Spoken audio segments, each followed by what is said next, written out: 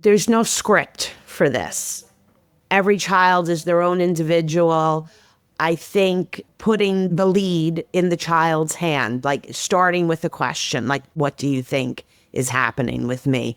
It just opens the door. And listen, when you're having an open, honest conversation with your child, letting them take the lead, I think it's really difficult to make a mistake at that point. Hi, I'm Amory Kibler, and this is The Space Between. I'm a cancer survivor and a mom. And while those roles don't define me, they have shaped who I am. I created this space to share honest stories, expert insights, and meaningful support for families navigating life with cancer. If you're balancing treatment, caregiving, parenting, or just trying to hold it all together, you are not alone. This is your space to connect, to heal, and to feel seen, and I'm so glad that you're here. Today on The Space Between, we're diving into something that's both personal for me and urgent: how cancer is changing, especially for people in their 30s and 40s who are raising families, building careers, and suddenly facing the unimaginable. As a cancer survivor myself and a mom, this topic hits close to home. We're seeing a shift in who gets cancer, and it's reshaping what survivorship and support needs to look like. We're starting with Maribel Vargas, Associate Director, American Cancer Society Partnerships, to help us understand what's happening.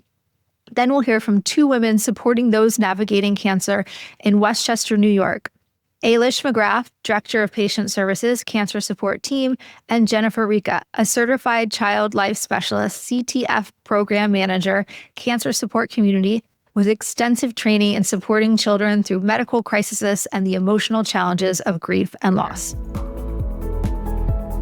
Maribel, welcome to The Space Between. I'm so happy to have you here today. Thank you so much, Amber. It's my pleasure to be here. Amazing. Let's get started with the big picture. The good news is that overall cancer rates are going down, but something that's surprising and honestly super scary is that cancer rates for people under the age of 50 seem to be rising. Maribel, can you walk us through some of the trends that you're seeing and what's happening right now? Absolutely. At the American Cancer Society, we have some statistics that we call cancer facts and figures. And we have each year predictions about, like, we take all the different type of sources that we have, and we make a projection about what is going to happen each year. And our projections are very accurate. For 2025, we have seen that more than 2 million people cases, we are going to be diagnosed with cancer, any type of cancer in the United States, just in this year. And it is estimated that around 600,000 people is going to die for it.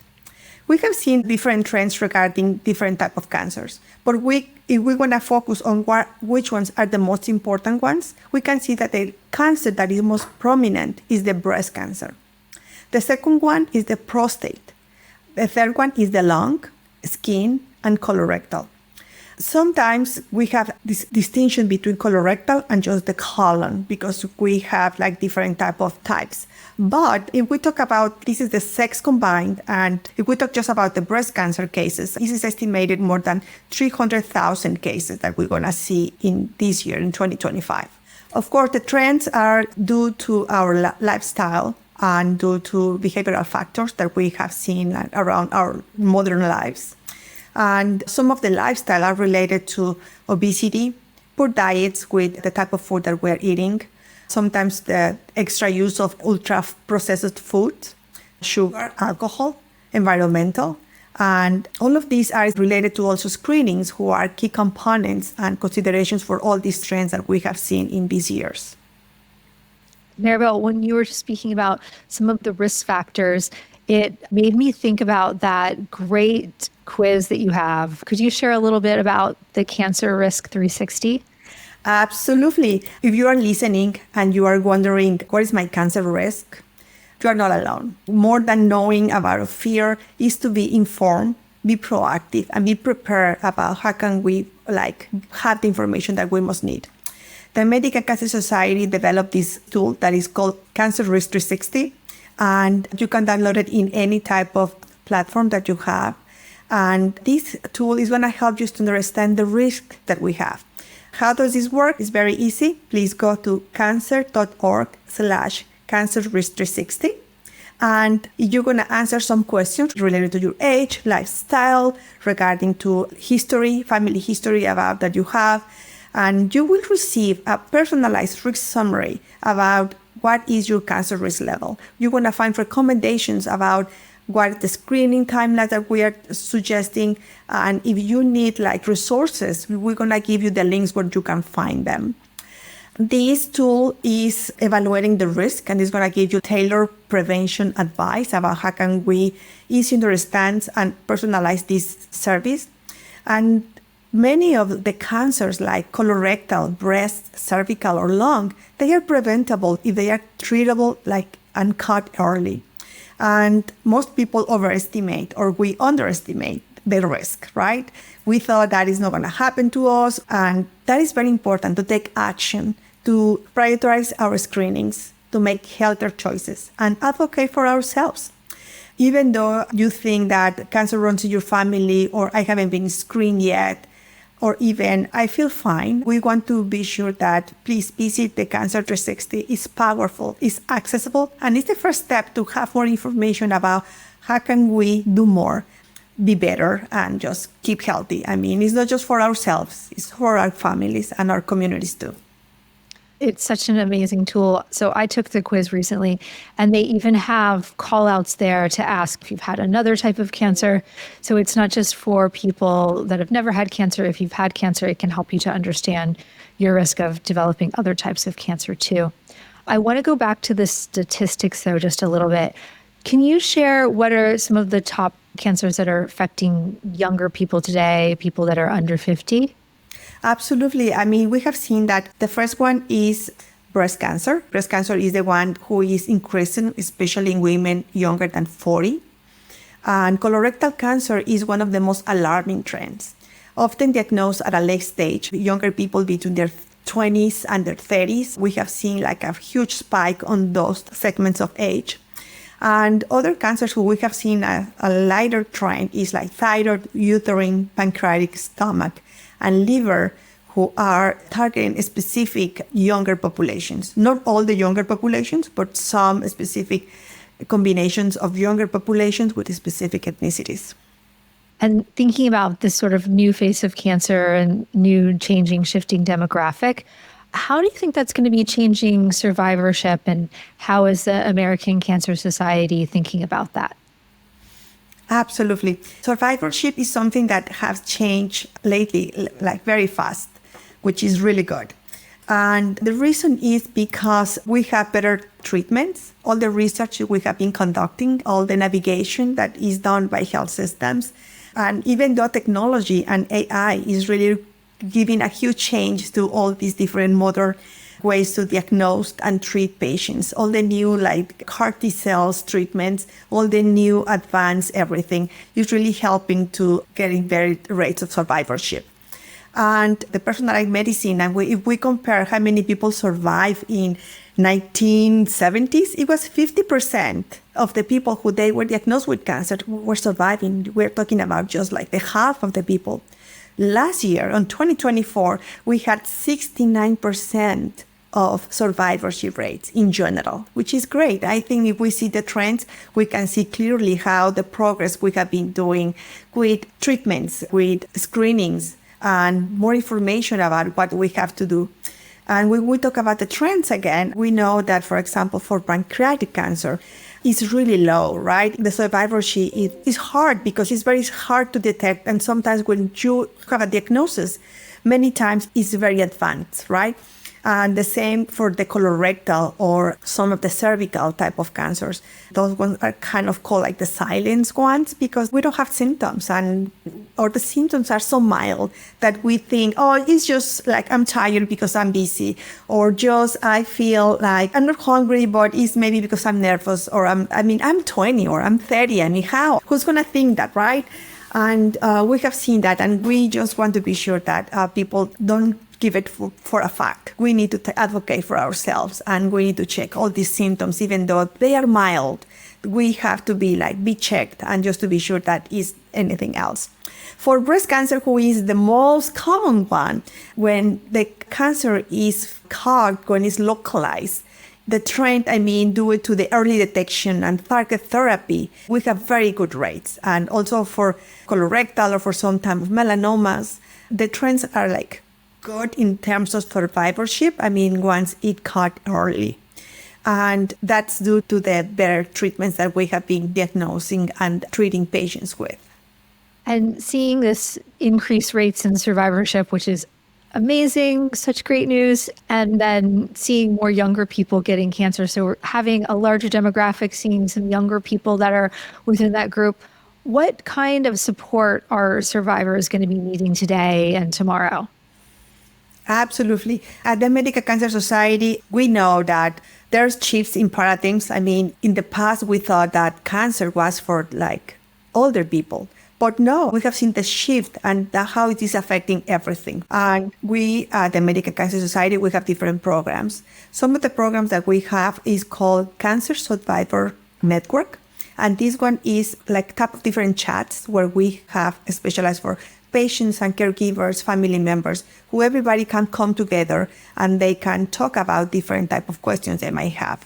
Questions about fertility are very common, future planning, about the coming back to our workplace, and how all our mental health, psychosocial health, where can we find it, support groups, everything is related to the different type of things that we might need.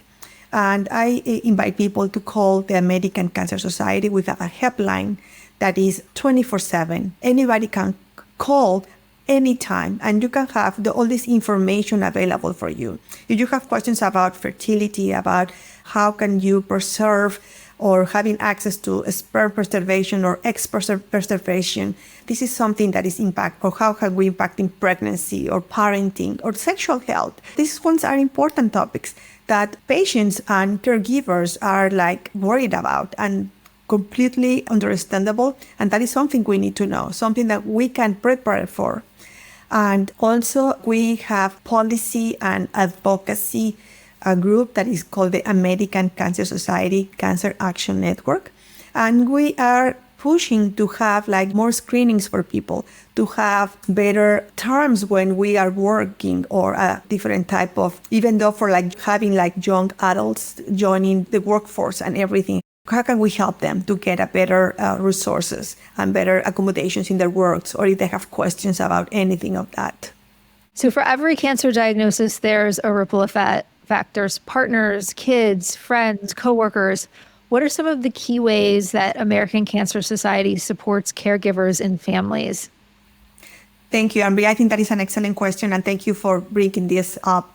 Cancer doesn't affect one person, right? Cancer affects everybody, affects spouses, children, coworkers, friends, neighbors, family members.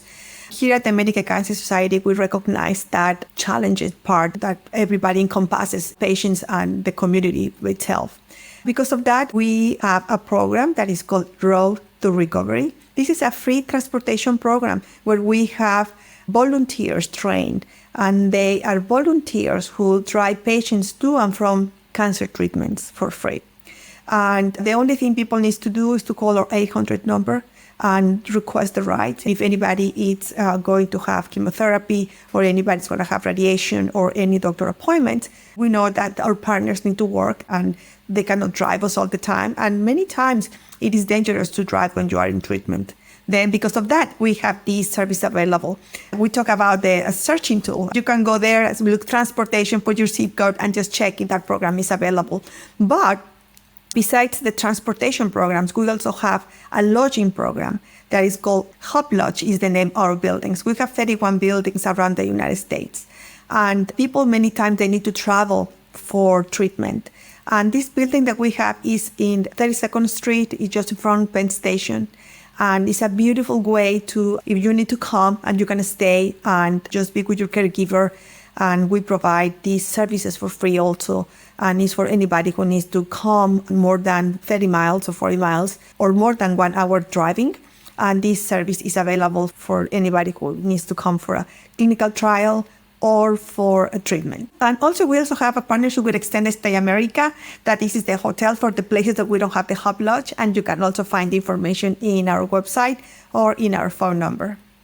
And so, Maribel, how can people find local resources if they're, say, trying to find one-to-one support or parenting support, or maybe they need a dentist or something like that in their local area? Absolutely. We have a searcher in our website. And if you go to our website, go to patient support, and you can find there like resources available. And if you type anything that you need, that you mentioned, Embry, I mean, it could be a dentist, orthopedist, it could be something related to food insecurity, or something related to legal advice services for free, or it could be education, or help with children, or daycares, or help cleaning your house. All those services are composed here. And you type whatever you need and the zip code where you need the services. And the search is going to come, and you will be able to find all the different resources available on your zip code. And you can look at the zip code where you work, and you can look at the zip code where you live, or maybe your parents or families or friends live. And you can see different services that they are available depending on what you're needing. We know that as a young parents, I mean, everything gets disrupted, and we need extra help. I mean, we need to drop the children to school. We need to really pay attention to debts and doctor's appointments and our work. And it's like a very complex system where we need to find resources, and they are available. If anybody who is listening, I mean, you need any resources, please visit our website. It's cancer.org, and you go to patient support, and you can explore a little bit about the services, but all the different type of resources available for you are compiled on that searcher. And each 6 months, we check that all those services are still available for you. And if you speak different languages, if English is not your main language, you can translate all this information on your native language. If you speak Chinese, Spanish, Portuguese, we have more than 20 different languages available. And that information, you can send it to you by email, by text, or you can share it with anybody who is interested in receiving the information. The information you can find is the phone number, the address, the description of the programs, and the help they have available for you. Amazing. And I think as we're talking about local resources, this would be a great time to bring on our friends from Cancer Support Team and Cancer Support Community to talk to us about how we can communicate and talk to our kids about everything that's happening with the cancer diagnosis and ongoing. Absolutely. Thank you for joining us, Maribel. Thank you. I teamed up with Stacey Eagle and Elise Ryan to create C Waves of Support, healing selenite bracelet sets. You keep one and gift the other to someone facing cancer or life's challenges, a powerful reminder they're not alone. Learn more at cwavesofsupport.com. Hi, my name is Jennifer Ricca, and I am the Children, Teens, and Family Manager at Cancer Support Community, Greater New York and Connecticut. We are a free nonprofit organization that provides social emotional support to anybody impacted by cancer. So it could be anyone from the caregiver to the patient themselves to a child.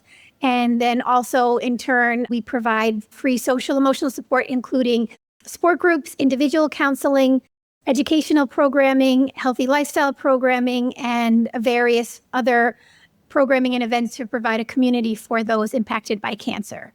I myself am a child life specialist, and that is somebody who is trained to work with children and help them cope psychosocially during a medical crisis of any kind. So it could be anything from a tonsillectomy to brain cancer, anything in between. I am there to help the family better understand in an age-appropriate manner what exactly is happening with their child, and then in turn also explain to that child what is going on with them and give them an opportunity to normalize a very abnormal experience in their life and provide safe outlets, opportunities to express themselves, deal with coping with stress, anxiety, anything else in between, and give them that space to be sharing what's going on in their lives as they're going through this journey. Wonderful. Thank you. Elish, can you introduce yourself? Sure. Hi, I'm Elish McGrath. I'm a registered nurse, but I'm the director of patient services at a nonprofit called Cancer Support Team. We see patients and their families that live in Westchester County, and we provide free of charge nursing, which focuses on patient education and emotional support. We have social work counseling for patients and families that are struggling emotionally because all of the changes and upheavals that a cancer diagnosis brings. We have case managers. They help connect patients with any benefits and entitlements that they're eligible for. They'll apply for financial grants, get food deliveries for them, any of those concrete services that help the patients and their families. We run 3 support groups. We have a group of volunteers that help drive patients to their treatments. And we have a small financial grant for patients and families that are struggling financially. Thank you. And both of these services are in the Westchester, New York area, right? Correct. The cancer support community has actually branched out into Lower Connecticut and all of New York State. Great. And you're also part of a bigger affiliation that has programs throughout the country, right, Jennifer? Correct. Yes, correct. The cancer support community is all throughout the country. Elish, your own mom had cancer. Can you share what that was like for you, what the communication was like in your own experience going through cancer as a family? Absolutely, Amory. So when I was 10 years old, my mother, she hadn't been feeling well. She went to the doctor, and I remember things happened pretty quickly. She was admitted to the hospital. She had surgery, and this was back in the 1980s. I want to say she was probably admitted into the hospital at that time, somewhere between a 3 to 4 week period. My father had to continue working. I'm an only child. I went to live with a friend of hers. And when my mother returned home from the hospital, I remember that first day we sat down and she asked me, "What do you think is going on with me?" And I remember saying to her, "I think that you have cancer." And she told me that I was right. She had ovarian cancer, had surgery, had received her first chemotherapy treatment while in the hospital. And even though I was scared and frightened, it made me feel so much better that she clarified what I was thinking. And it was a very open dialogue from that time on. I was always part of the conversation, knowing what was going on with her in terms of her diagnosis, her treatment. I wasn't afraid to ask questions. And there was a lot of trust there. So even though I was upset that my mom had this diagnosis, I never felt afraid to ask questions if I needed to. Thank you so much for sharing that. That it must have been such a difficult time for you, just being 10 years old. And I'm sure so much thought went into that conversation that your mom had with you. And thinking about myself having that conversation with my kids, I played it over and over again in my mind. And I only really had my husband to bounce my ideas off of how to handle it. Jennifer, I know you work with a lot of families. What would you advise a family when they're thinking about having this initial conversation about a cancer diagnosis? So I actually first want to applaud your mom, Elish. I think she handled it beautifully. Obviously, this is not a conversation, Amory, you know firsthand that this is not a conversation you ever want to have with your child. So I truly empathize with the fact that this is not something easy to do and sit down and have that face-to-face conversation and put that out there with your child. But that being said, one of the biggest things that I would suggest is to be as honest as possible. I think sometimes people can, because of the nerves and because of not wanting to scare your child, people often sort of fluff wording and kind of try to avoid certain phrasing and terminology for fear of what that child might take. But to really be honest and use the word cancer. If you know what some of your treatment plan is going to be, use the word chemotherapy, use the word radiation. Those are not scary words to your child. This is, for the most part, most children, this is the first time they will ever hear those words. So the weight that chemotherapy has on an adult hearing that versus the weight of a 7-year-old, a 5-year-old, a 13-year-old even, those terms are just kind of new. And so giving them that honest discussion about what is going to be happening to you and the steps that will be taken in order to help you with your cancer treatment is the best way to start. The other thing I would suggest is to be mindful of the time that you're going to be sharing this information. I wouldn't do it right before bed. I wouldn't do it right before running out the door to go rush to get to a friend's birthday party or something. Be mindful of the time of day that you're going to do it if possible. And then also, if possible, sit down as a family and do that. Obviously, Elish, it was just you because you have no siblings, but if there is a chance that there are siblings, a family involved, sit down together, because what you want to be able to do, and as much as a parent may have the best intention of saying the same exact thing to each child, having it at the same time is giving the opportunity for the same language across the board to be put out there for their child, and not being like, Mom told me this, and no, she told me that, but then Dad told me that. Being able to have that same baseline of information to start is always very helpful. I also really love how Elish's mom posed it as a question, and really left that space for you to fill in, like where you are and what's happening with you. I feel like that makes it feel very much like interactive. Yes. And that's also good because it gives a chance for you to hear what you think your child is processing. For Elish, she had a very fast experience where kind of things quickly happen, where she's all of a sudden at her parents' friend's house and staying there, and all of a sudden she's trying to put pieces together. For some families, they may be finding out, and at the moment it's still unfolding, so things aren't necessarily happening in the moment. So there is time to sit down and maybe just give the language versus saying, what do you think is happening with Mommy? Or what do you think is happening with Daddy? Because they may not think anything is happening at the moment. So it is also kind of what is the precursor to that conversation and what's going on to then lead it into the opportunity of that question or just the point blank explanation of what's happening. You bring up an important point. For some people, you get the cancer diagnosis and there's quite a period of time before treatment starts, which is actually one of the scariest times because you're really just in this sort of frozen state of knowing you have cancer, you're full of fear and not knowing what to happen. Is there a time frame, if you have this window, that it's best to tell your kids, or should you wait until you start treatment? So I think one of two things. If you know a little bit about what is to come, I would suggest start the conversation. Maybe it could be 2 weeks before your first treatment.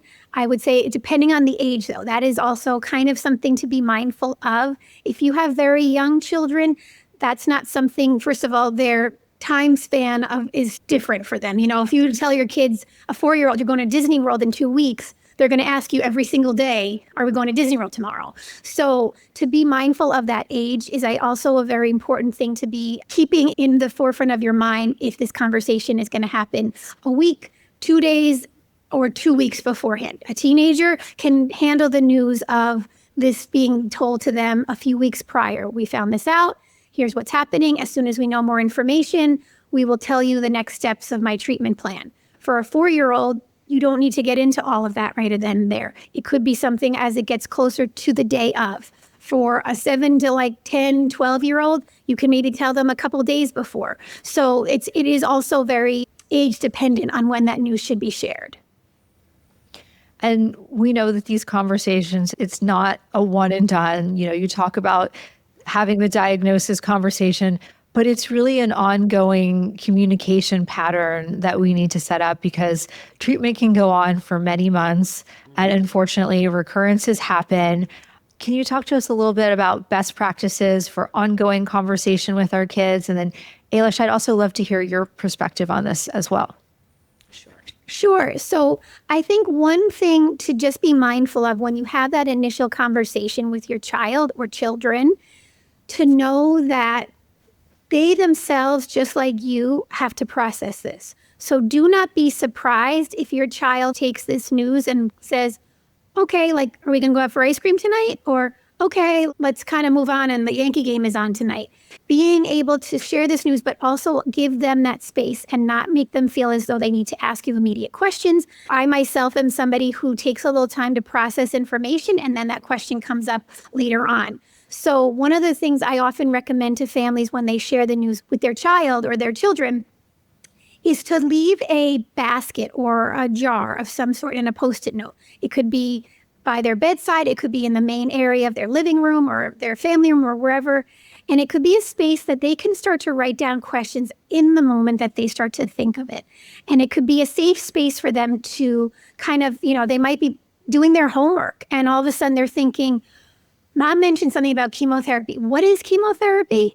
And then they can write that question down and then they can put it in the jar or the basket or whatever. And then it could be something that the parent could then pick up, look at these questions, have a chance to process the questions that their child is thinking of, and then have a chance to say, all right, let's sit down as a family. Here are some questions that have come up in the past 2 months, in the past 6 months, in the past 2 weeks even. And we're going to kind of go through them as a family and talk about this. And that's something to also keep in mind at the end of that initial conversation, to leave that door open. As Elish kind of mentioned, from that first moment she talked to her mom until as things continued, it was a very open conversation and honest. And I think that's something to really make sure you put out there with your with the child. This is not the last time we're going to talk about this. I'm always here. Dad is always here. Aunt so-and-so is here. Uncle so, whoever is there are your people for this time. You can kind of say are here for you, to talk to you about what's going on. And if you ever have a question that comes up, we are here for you. And then that's a nice time to introduce the Post-it note opportunity. I love that so much. Elish, do you have any thoughts? Yes. And Jennifer, I love that idea too with the Post-it notes. I think it's really great. Listen, I always think honesty is the best policy. I think often our children are tuned in more so to what's going on than we give them credit for. Like in my own experience, there I was at my parents' friend's house. I was in great hands. I was being well taken care of. But still, in the back of my mind, I knew something bigger was going on. And I came up with, I think my mom has cancer, and I was right. So I think a cancer diagnosis, it doesn't affect that one person. It affects the entire family. So I think open, honest, ongoing conversations based on what's appropriate for your child, it is so important. And it's actually, I think it brings you closer together. It strengthens the relationship when you allow that.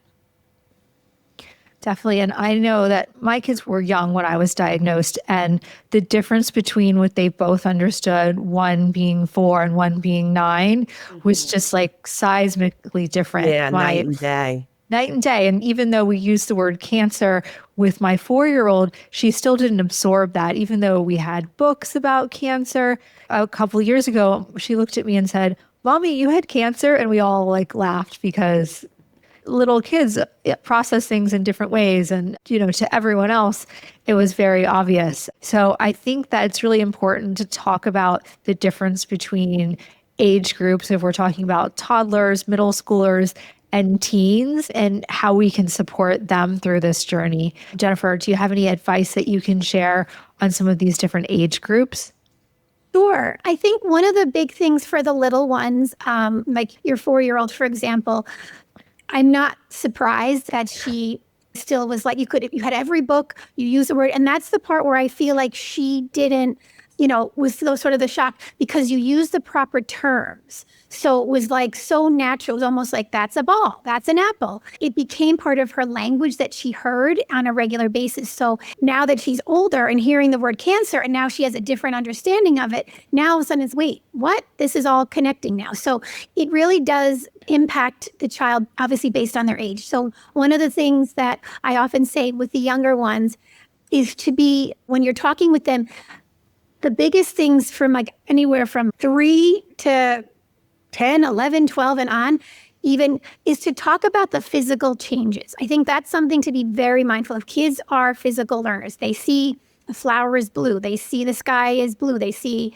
whatever is happening. The school bus is yellow. To see that maybe mom or dad may lose their hair. Mom or dad may not have the same energy level, and they might have to be lying down more than they ever had to before. Having those points to highlight for them and let them know that mommy may lose her hair, daddy is asleep. And, as a person progresses through their cancer journey, they start to figure out a little bit of a rhythm. They have chemotherapy and they're usually tired the next day, and then they bounce back after day 3 or something that, they know their kind of body and how they react to the chemotherapy. So it could be something that you can start to bring that child into that process a little and have them be able to say, okay, like I know day 3, I have a little more energy. So maybe on day 3, I know those are the days that I will do more like arts and crafts in the bed with my child. And then come day 5 is when I can take a walk with my child and be able to bring that into a normalization, for lack of a better word, for their child to kind of understand a routine. For older ones, one of the things that I often say is that they can understand the inner workings of your body. The teenager understands that there's different ways that your body is functioning and how maybe chemotherapy may impact that is a different story, and versus a 5-year-old understanding that. So with a teenager, as much as they may understand, you also have to be mindful of what they actually want to know. So I always defer to say to that child, what is it you would like to know that's going to be happening? They may just be content, for lack of a better word, and obviously not content, but be able to say, I just need to know you're having chemotherapy. I don't need to know anything else. And I know that you're going to lose your hair. And that's all they want to know. So you really do need to take the lead of your child, because you don't want to offer them more. One of the things, again, that I love that Elish's mom did was to ask her, what do you think is happening? That's how you really bring them into this conversation and make them feel like they are part of this journey with you, is to be able to share with them and say, what do you want? What is it that you need from me here? And I will take that and go with it. And so oftentimes that's what I will say to a child, like, why do you think you're here coming to see me? And they'll say, I don't know. And I'm like, well, what's happening with your mom? I don't know. And to be able to sort of see where they are, to then take the next step into giving them more information. In the same way, too, with a teenager, what do you think happens with chemotherapy? I don't know. Would you like to know? No. Okay, well, then that's the end of their story. When you are ready, you can come to me or to dad or to so-and-so, and we can talk more about this. So it really is, as much as there are, quote, age-appropriate language, it is also something to be mindful of what your child really does want to know in the time that you're asking them. And I'm just thinking about teenagers and like what an emotional roller coaster of a time it is without having a parent having cancer, right? They're going through so much trying to establish their identities and with their friends. What other kind of support could we offer kids that are a little bit older, like preteens and teens? Would you suggest support groups or other ways outside of just communicating with the parent? Sure. So I do think support groups are wonderful. I do think that there is something to be said for having your child not feel like they are the only one. They're at camp right now, or they're at school in the fall, and they're looking around the classroom and they're saying, nobody understands what is going to happen when I go home and my mom is sick after her chemotherapy, or she's lost her hair, or she's, whatever they're watching unfold. So to be able to have a group of other teens to connect with is clearly a great opportunity to take advantage of. And then also the other thing is they really might just lean on their peers. They might just lean on their good friends and say, I just want to feel normal and I just need to be with some people. And, one of those things I would suggest is to maybe say to your teen, maybe you can pick 1 or 2 close friends to tell this news to if you want. You want to tell the whole school? That's great. But it might help you to be able to just look at your best friend and say, here's what's happening, and take it from there. And when I need to kind of have you to lean on, I'm going to hope, can I look to you to lean on for that moment in time? But again, you know your child best. When I work with families, I am very mindful of not stepping on toes. While I may have strategies and ideas, I always say to the families, I may give you this idea and you're going to tweak it because you know your child best and you know how they are going to respond to this activity or conversation. So that's why, again, you know your child best. If your child is somebody who gets closed off, if they get in trouble at school, then we have to figure out how to start to bridge a gap of making sure that child has an outlet to talk about things. But if your child's really social and can have an opportunity to say like, yeah, I've got like really one good best friend I can lean on, and that's how I want to do it. Or I have a close family friend or somebody, but give them another way to, or another outlet, another person that they can trust and lean on, who they can call if they don't want to kind of vent to their mom or dad about what's going on. That is so important. Very good advice. I hear from a lot of parents that they are worried about saying the wrong thing to their kids. What would you say to that? And this is for both of you. Yes, I think it goes back to what Elish said 3 minutes ago, which is honesty is the best policy. I think it's more worried about what you're not going to say. I think that's the part where you don't want to hide things from your children. And because, again, like Elish, she drew her own conclusion because of the way that her world unfolded when everything happened with her mom. Being honest with them will help them not look to outside sources for information, the internet, and other people who know somebody else who has cancer. And then I know that so-and-so had this cancer and my mom has the same one and that person died. So it means my mom will definitely die. Like, those things are, because kids talk, understandably so. They have access to their phone with the internet. Clearly, they can start to go down a rabbit hole. So if you are upfront and honest from the start, they will always look to you for the facts versus looking to others to fill in those gaps. But if you start to kind of waver a little bit, that's when they're going to start to look around. So I do also recommend that if you have a close-knit community of either family friends or family themselves who are going to be around your children for this period of time, to share with them the same language. So that way they know if they're going to go to their Aunt Joan's going to say the same thing that their parents are saying, because you don't want to have Aunt Joan say, I heard that. And then all of a sudden they're like, wait, the two people I trust the most are my parents, and now they're not telling me everything. So you want to make sure you just give them honesty, and don't worry. You're not going to say the wrong thing, because if you're being honest with them, it's always going to be the right way of sharing with them what they need to know. Elish, did you want to add anything? Yes, I agree with that, Jennifer. And there's no script for this, right? Every child is their own individual. So I think putting the lead in the child's hand, like starting with a question, like my mother did, what do you think is happening with me?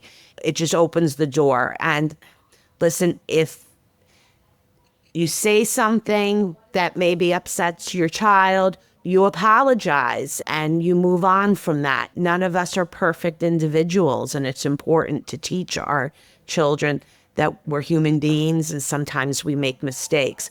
But I think overall, when you're having an open, honest conversation with your child, letting them take the lead, I think it's really difficult to make a mistake at that point. It's so true. Just having those open lines of conversation and letting them know, okay, we're going to continue the conversation. It's not just one conversation, it's ongoing. And these are skills that can be helpful for any parent, right? It's not just a cancer diagnosis, because there's so many difficult conversations that come up as our kids grow, and they can be in distress or having big emotions. And it's when you have that trust that you've developed from the open conversations that then they feel comfortable coming to you, even if it's writing on the Post-it note and putting it in the jar. Like, having those tools set up can be a lifeline for them. But Jennifer, what are some common reactions that parents should look out for that their kids could be in distress? Sure. For the younger ones, I would say like 4 to 6 or so. I would say some of the things that are common reactions are things like some regression in some basic lifestyle skills. So toileting, eating, sleeping are very common, because basically one of the biggest things that you'll hear me say often as well is that as an adult, and even with children in particular too, when things are out of control, they are going to grasp onto what they can control. So with a child, it's the toileting, or it's the not eating, or it's the eating. And that's something that's very common, is that you might see your child regress a little bit. They might be a little more clingy to you as well. They might want to check in with you and be more mindful of your whereabouts when you're not in their viewpoint, for example. Some kids I know actually that I've worked with are nervous to almost go off to school or go off to camp. Having that again, that nervousness of what does that mean that my mom is going to go have this treatment and I'm watching her hair start to fall out, or she's not as active as she used to be. So looking into that is something that is a common reaction. For the grade school children, I say some common reactions are they might have some more nightmares. They might also have a little regression in some schooling. Their attention to detail or their attention to school might be a little bit different. They also might be more interested and or aware of their own health as well. So they're going to be checking in on, is this going to happen to me?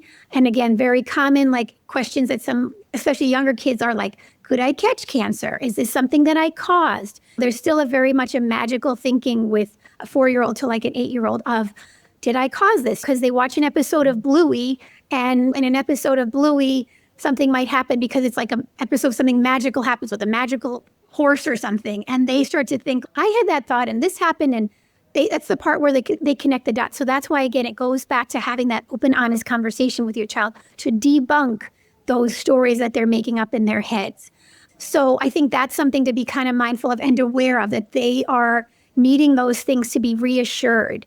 You did not cause this. You didn't, just because you got mad at mommy yesterday because I wouldn't let you have an ice cream cone, doesn't mean that's why I now have cancer, because you were in your head mad.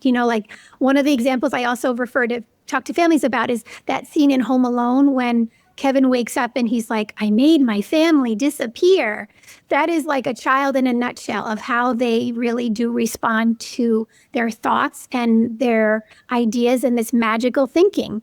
That's some common things to be mindful of. With the teenagers, some common things to be seeing them do is they may actually, a couple of things might happen. One is they may really lean more towards their own social their peers. And they might be really finding themselves as much as they can to be out and about and not necessarily at home, because coming home makes them feel not, quote, normal. They're starting to not feel like their peers. Right now, this is the age where they really just want to fit in and not stick out like a sore thumb. And something like a cancer diagnosis can make them feel that way.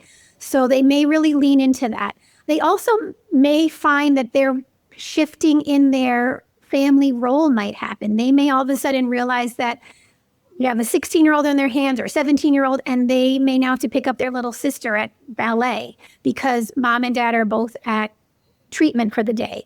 And so there might be this shift that they have to figure out their family dynamic and what their role is. Yes, I distinctly remember when my older, who was 9, 10, 11, started picking up other things. And she was like, yeah, I had to make mac and cheese for the little one. And there are a lot of different shifts that happen. So thank you for outlining a lot of that's very helpful. I want to talk about something that you touched on a little bit already, but I want to talk about structure and routines and why those things are important and how we should think about them for our kids. Sure. One of the things, exactly as I said earlier about control and structure and everything, kids thrive on boundaries, structure, predictability, expectancy of their day. If you can, I'd strongly recommend trying to find a way to help maintain that expectation of their day if possible. Of course, things are going to happen. And even on a good day with somebody who doesn't have a cancer diagnosis, routine is going to get rocked for sure. But if you can keep that predictable day of I know I'm getting up, I'm going to camp, and then I get home, and then I have, a play date or whatever the kind of thing is, that they know what's happening.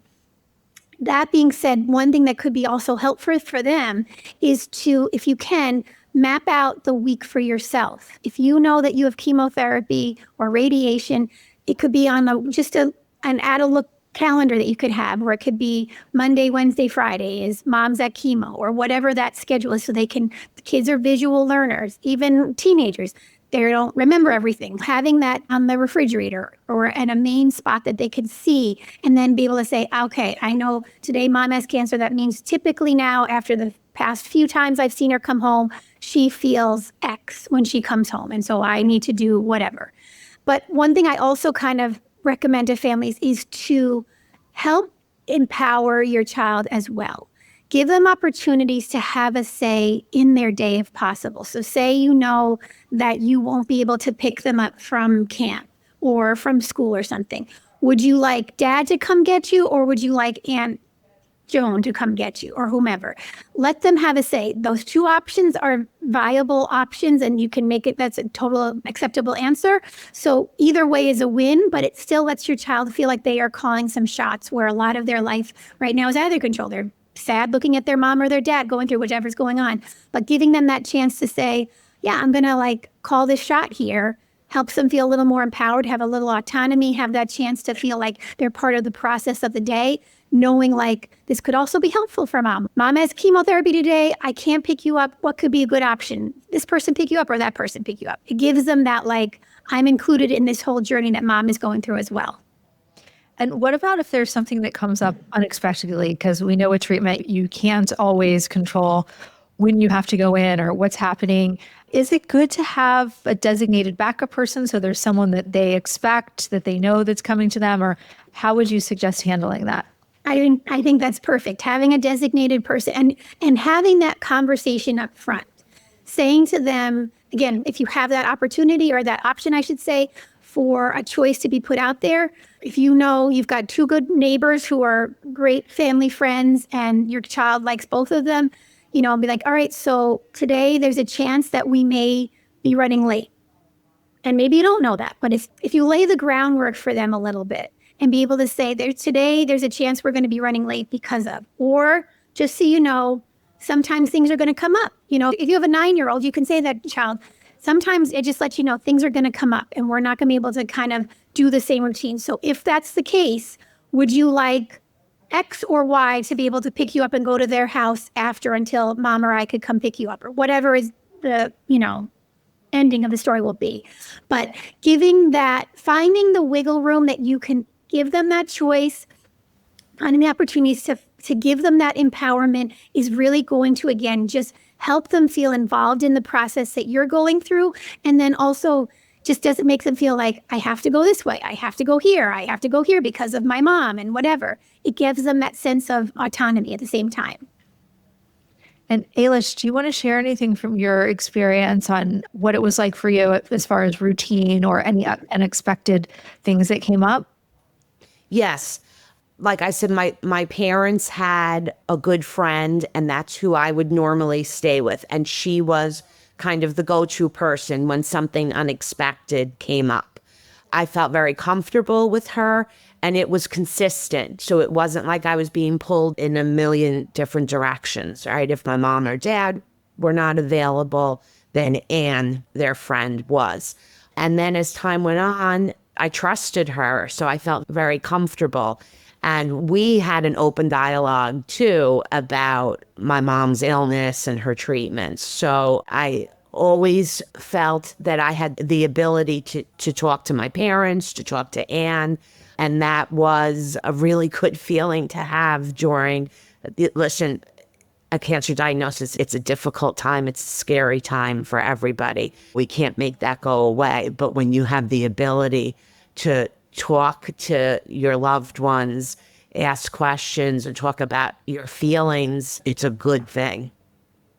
It is, and having another person on your team that's included in this kind of circle of connection and trust is all the better. The more people that our kids can feel like they have to lean on, whether it's a neighbor or a friend or aunts and uncles and grandparents, that extended family really comes so much into play as being an even more important support system for our kids. I definitely saw my kids, because they need that connection and the love, and they're feeling so vulnerable, and having more of that is the antidote, I think, for those feelings. So I found that any friends that could come over and give them more attention and love was always valuable. Yes. What are some small but powerful ways that parents can include their kids in this journey without overwhelming them, but I think just to increase the connection factor? I think, like I said, having a calendar of some sort that can be a visual cue of what's going on, finding the opportunity to keep that ongoing conversation. As Elish was saying, there is no script. I can give you some tidbits and some tips and tricks of ideas, but at the end of the day, this is not going to be an easy conversation, period. There is no real way to like soften the blow of this conversation. It's all in the fact of keeping them in the loop and having them feel like they are included in the decisions that are being made for their day and kind of what is unfolding for yours. So again, finding ways to give them some choices of things. Literally, whether it's going to be, do you want to have pizza tonight or do you want to have McDonald's? And I'm saying, I know McDonald's is not a good option at all, but like, I'm just saying like giving them, just keeping them involved in just your world, letting them be present. You know, one idea that I've had with families is on days that the mom or the parent might not be feeling great. Now back to my little jars.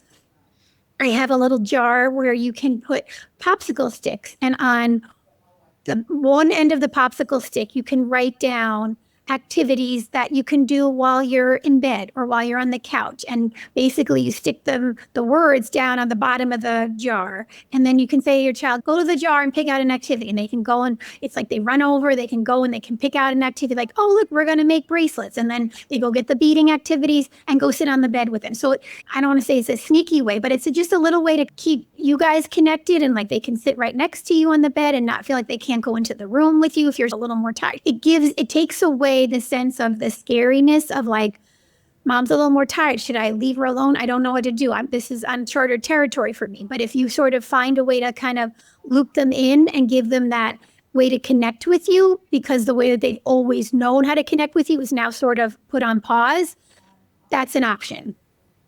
That's great, because I find that a lot of the pressure in the moment when you're really tired is, okay, well, what can we do?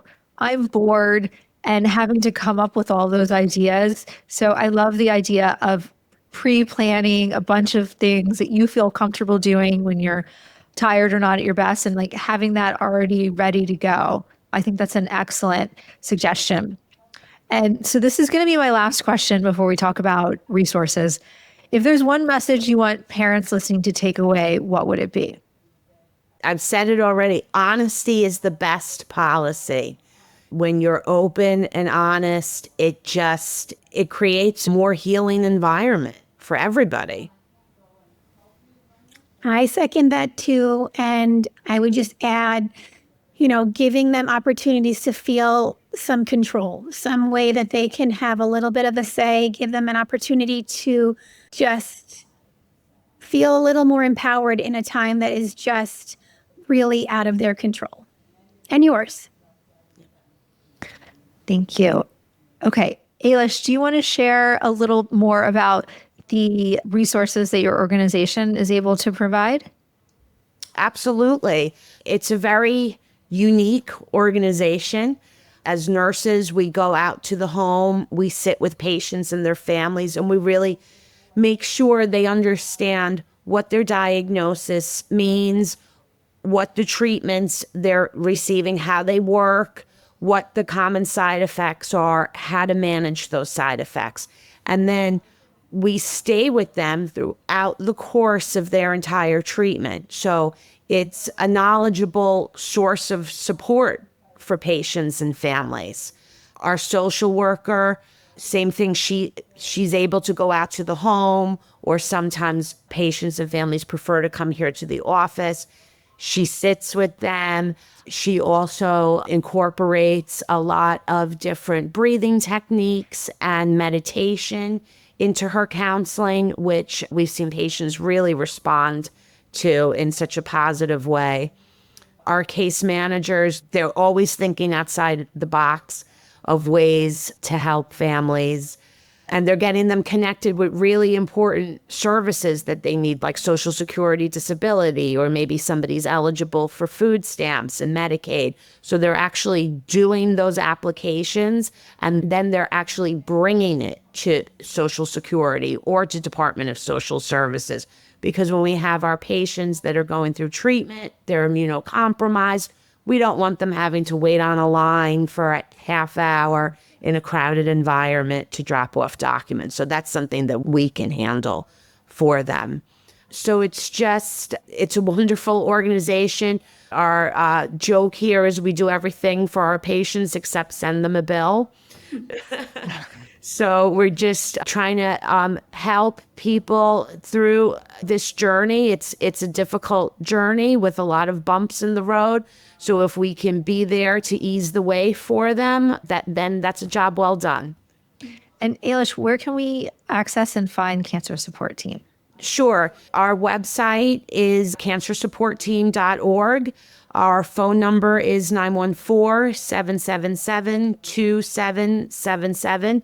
And we have a very simple intake process. It can be done through our website, or you could pick up the phone and call us. And also, I get a lot of phone calls from people outside of our service area.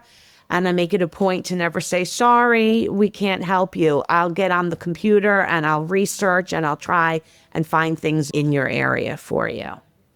Thank you so much for everything that you're doing, for all of these resources. It's just so incredible. It can be so daunting when you get all of these forms and things that you need to fill out and you're just so tired and exhausted and your brain is not working at all. So I can't tell you how much that is needed. So thank you. Thank you, Amory. Jennifer, can you talk to us a little bit more about Cancer Support Community and the services that are provided? Sure, absolutely. Like Elish, we are a free organization. We provide free social emotional support to anyone impacted by cancer. We actually work closely with Cancer Support Team and we refer each other to each other often, which is nice. But we are located in White Plains and we offer everything from group counseling to individual counseling. Those can both be done virtually.